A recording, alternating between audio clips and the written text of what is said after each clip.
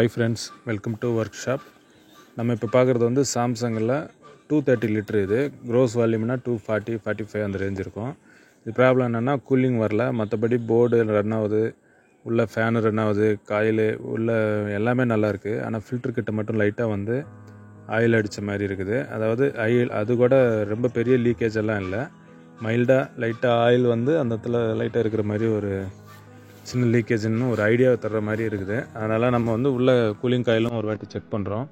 உள்ளே எல்லாம் நல்லா தெளிவாக அழகாக இருந்தது, எங்கேயும் வந்து லீக்கேஜ் இல்லை, ஆயில் எதுவும் இல்லை அப்படின்னா ஃபில்ட்ரு மட்டும் நம்ம சேஞ்ச் பண்ணிவிட்டு ஃபுல்லாக ஆயில் அடிச்சிருக்குது. ஆனால் வந்து பிடுங்கிட்டு பபுள்ஸ் வர அளவுக்கு வந்து பெரிய லீக்கேஜ் இல்லை, மைல்டு லீக்கேஜ் இருந்தாலும் நம்ம வந்து புது ஃபில்ட்ரு வந்து நம்ம போட்டுட்டு வேக்யூம் வச்சுட்டு கேஸ் சார்ஜிங் வந்து பண்ணுறோம். உள்ள கூலிங் காயில் கூட ஒரு வாட்டி நம்ம செக் பண்ணிடலாம், ஒருவேளை அங்கே ஏதாவது லீக்கேஜ் எதுனா தெரியுதா அப்படின்ட்டு.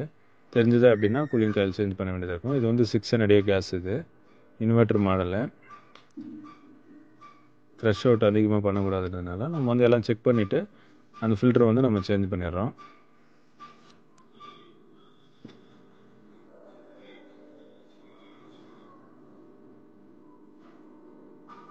காயில் எல்லாம் நல்லா அருமையாக இருக்குது, எங்கேயும் லீக்கேஜ் எதுவும் தெரியல. ஆயில் வர்ற மாதிரி இந்த மாதிரி பிடுங்கிட்டு வர்ற மாதிரி பெரிய லீக்கேஜ் எல்லாம் இல்லை. வெளியில் அந்த ட்ரெயின் டப்பாவில் கூட செக் பண்ணியாச்சு, அதாவது கம்ப்ரஸருக்கு மேலே வேஸ்ட் வாட்டர் உள்ள அந்த டப்பாவில் இருக்கிற பைப்பு கூட நல்லா தெளிவாக இருக்குது. அது மேலே இருக்கிற பிளாஸ்டிக் கோட்டிங் கூட நல்லா தெளிவாக இருக்குது, எங்கேயும் வந்து டேமேஜும் இல்லை, ஆயிலும் இல்லை.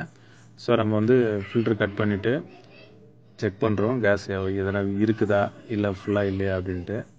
அதுக்கப்புறம் நிப்பிள் பின் கட் பண்ணிவிட்டு கம்ப்ரஸர் ப்ரெஷர் மட்டும் செக் பண்ணிவிட்டு புது ஃபில்ட்ரு போட்டு நிப்பிள் போட்டு நம்ம வந்து வேக்யூம் வைக்கிறோம்.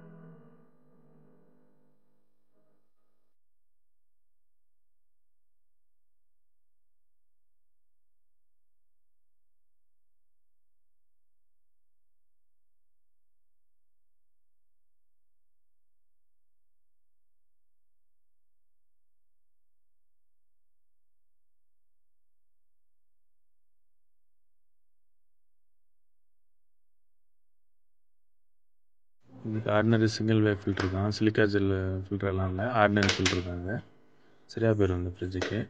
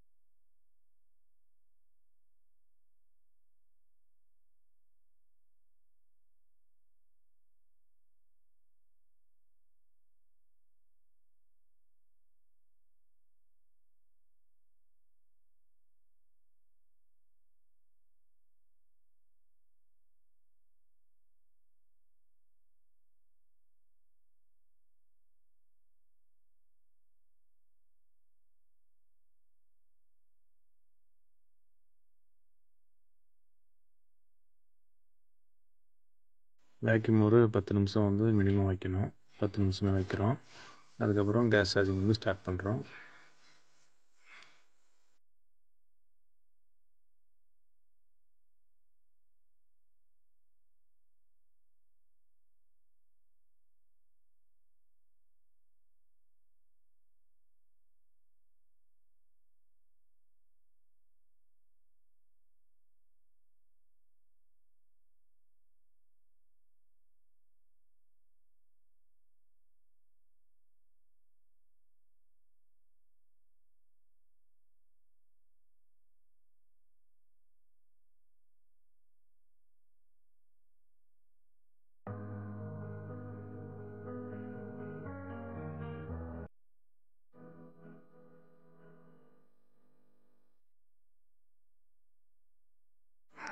கூலிங் காயில் ஐஸு செக் பண்ணுறோம். அதாவது இப்போ தான் ஏற்ற ஆரம்பிச்சிருக்குது. கொஞ்சம் லைட்டாக ஸ்டார்ட் ஆகணும் கொஞ்சம் நேரத்தில்.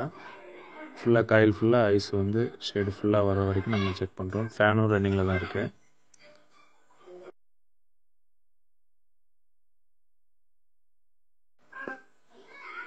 கிட்டத்தட்ட பாதி காயில் வந்து நல்லா ஐஸ் வந்துருச்சு.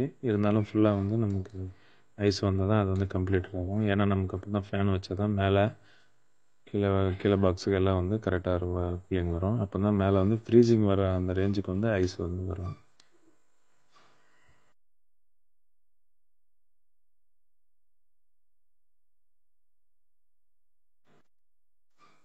இது நம்ம சொன்ன அந்த ரேஞ்ச் இது. இந்தளவு காயில் வந்து ஃபுல் ஐஸ் வந்தால் தான் நமக்கு வந்து மேலே வந்து ஐஸ் கட்டுற அளவு கூலிங் வரும். கீழே வந்து நல்லா கூலிங் வரும்.